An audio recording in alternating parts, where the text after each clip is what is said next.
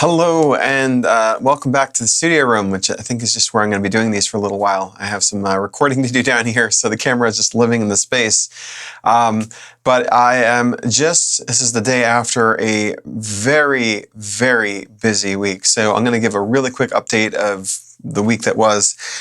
And my observation is going to be almost like a non sequitur. It's just something that is kind of coinciding with the timing of that. But let's get right into it.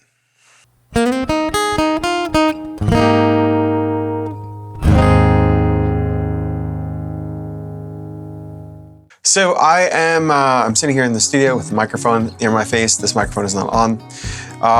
And I am standing at the Nonsense. And yeah, it's been, wow.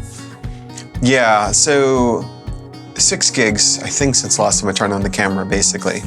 I had a Tuesday night charity event, which was a delight.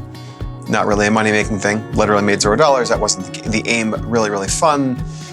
Doing music for Ninja for their, they had some music to accompany one of their celebratory events for their volunteers. So that was awesome. Wednesday night, playing at the Aloft again. Kind of a quiet night, started to pick up towards the end of the night. Playing there again on Monday, and that was from 7 to 9. I'm actually shifting that 7:30 to 9:30, which might coincide with the crowds a little bit better. But that went right into Thursday morning at Stanford Research Park to do a breakfast, bike to breakfast event. So it was my first time doing an event that early in the morning, 7:30 a.m., which had me getting home from Aloft, going right to bed, waking up at 5 a.m. and going right back out again, basically. So that was quite the physical challenge. Ended up spending a lovely day with my friend Arit afterwards. But just a very good, successful gig. In fact, I had enough gas in the tank that I finished my 2.5 hours as I was scheduled to. And I talked to the organizers there and said, hey, there's still people like chilling and eating. You want me to play for another half an hour? I mean, they actually had paid me for 3 hours and, basically it was a 2.5 hour gig and they just rounded up. So that was cool because I was able to do something a little above and beyond. Friday, I was playing at a place called MacArthur Park Restaurant, a historic location where I was playing on the breaks of a band called Will Play for Food. Yeah, I'm kind of going through this rapid fire because it's kind of just been that kind of week. But that was really fun because I basically set up minus a PA, including my mixer, ran my mixer into their mixer.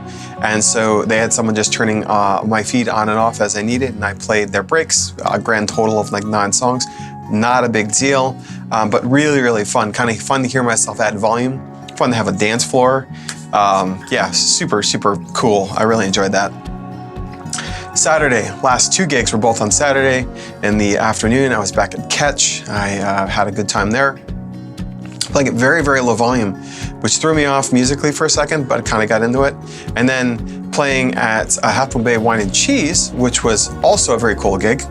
Though that one was the opposite. It got crazy loud in there. There was a 40th birthday party apparently going on. So yeah, I got to the end of that. I still had gas in the tank vocally, although I feel pretty wiped out. I'm definitely gonna sleep well tonight. And tomorrow I'm back at Aloft again. So here I am in the middle of all that. I'm gonna record this, edit it, post it probably all tonight thanks to the new computer. It's been awesome.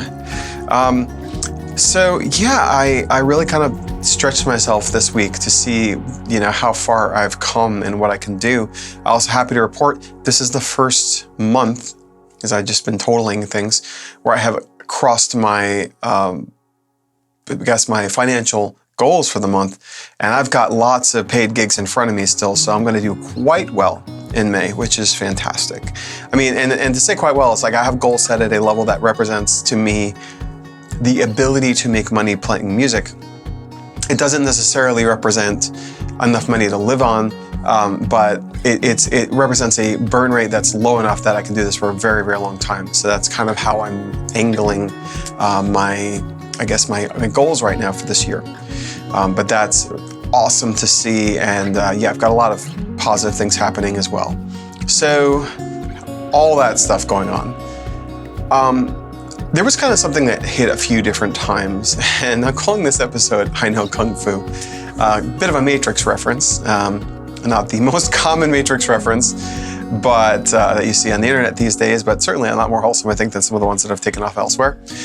Basically, I was noticing something. And I don't talk about my mechanics of my playing that much. I talk about pain, I talk about the mind games and the mental toughness, preparation, all that kind of stuff. But the actual physical act of doing looping, this is something that's a little more, it's kind of part of the journey. It's almost like a byproduct of playing this much.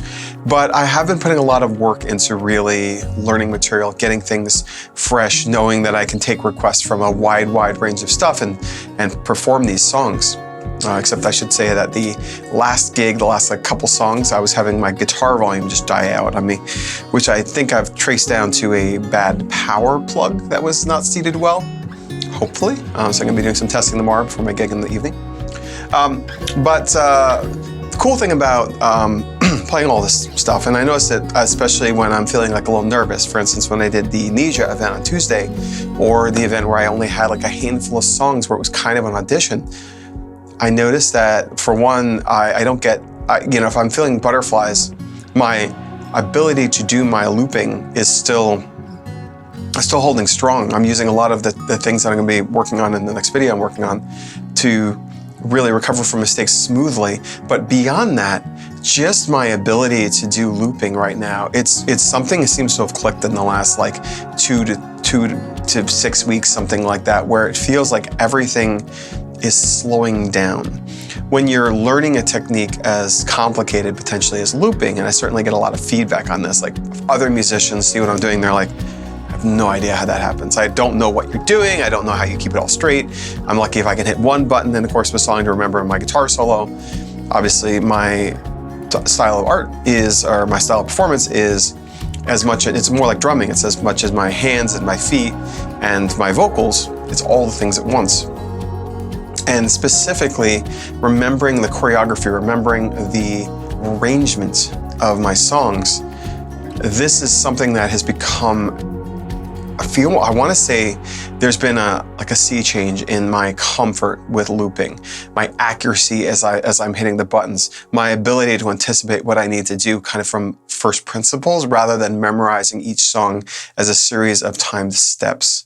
And it just feels like all of a sudden things that were not easy 2 weeks to 2 months ago have become easy. Which is to say they're not any easier than they ever were, but my comfort level has just leveled up and like seemingly by quite a large degree. So this is kind of that like recognition of the work kind of bearing fruit, and just the muscle memory just popping out of thin air, just whole cloth, bam, there it is. I suddenly know a thing that it feels like it just kind of happened all at once, and obviously it's the result of lots of practice, preparation, and work. But these moments, if you've ever worked on anything for a long period of time, where you kind of plateau, or it seems like you're plateauing, or when I first learned more complicated loop arrangements, like for instance when I recently redid Closing Time, it was very chaotic to keep up with what the demands of the arrangement.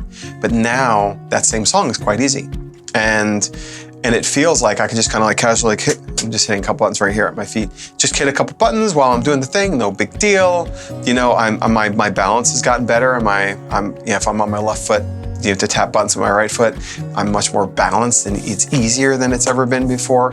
But really, just like something seems to have clicked in my brain, where I had like a little like level up moment, where I've been plateauing for a while, I'm getting a little bit better, and then suddenly, choom, something peaked up a bit. So, now it kind of puts other skills on blast, like I'm a lot younger than I am. It puts other skills into the spotlight in areas that I need to improve. But it's good to recognize and appreciate these moments where you just kind of level up just by sheer brute force and work and practice and preparation. Because it's cool that this thing I'm doing, which is objectively relatively complicated, I think anyone who does looping for, certainly a living as a performance art, you gotta really be on your toes, I guess literally and figuratively. But it does get easier, and lately it's just kind of hit a new notch where it feels more intuitive. And my ability to just kind of go and do a complicated song and just make it look easy, it's part of the show at that point. is just gotten a lot better all of a sudden. So somewhere in the fog of this week, which I'm still recovering from, and I'm gonna turn off the camera soon so I can rest, it just feels like I really got really comfortable with it. And it's cool to appreciate, I've always viewed this year, and I think this series might come to a natural end at the end of that first year, as an opportunity to, if nothing else, to really focus time learning how to become a better musician.